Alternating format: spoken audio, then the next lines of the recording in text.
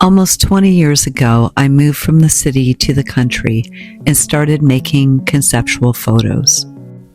Prior to this, I'd done very little art and very little photography, but something about the landscapes, the beauty and the emptiness made me want to go out and tell stories with my art.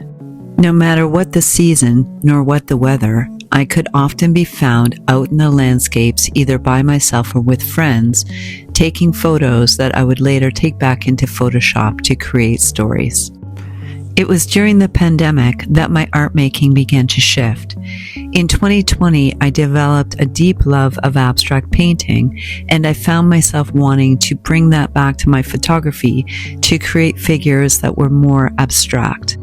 And as the years progressed, I found myself more and more interested in the work of other abstract figurative painters, and I studied their pieces to see what I could bring back to my own practice in my own abstract figurative works.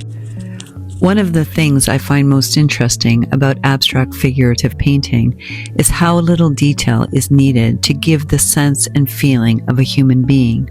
It's that lack of specific detail that most draws me to this particular genre of painting, because I'm very interested in how much emotion and feeling can be created by just things like posture, gesture, and stance, rather than specific facial features. This draws a direct connection to my conceptual photography work because, as you may have noticed in the pieces I showed you earlier, I don't tend to show faces and never have in the photos that I create. By not showing faces either in these paintings or in my photos, I believe that it's easier for people to write themselves into the story being depicted and perhaps identify more closely with the art. So, for example, when you see a piece like this, which appears to be depicting 3 different women, it could be easy for someone viewing that to say, hey, that's me and my 2 sisters, or my 3 friends, or whatever that might be, rather than if the faces were very specific. As an abstract painter, I found it a very interesting road of discovery, exploring the work of abstract figurative painting.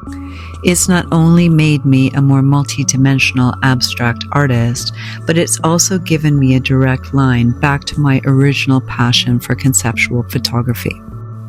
While I believe that all art making is storytelling at its core, I find that once a figure enters either a painting or a photo, that storytelling takes on a whole new dimension.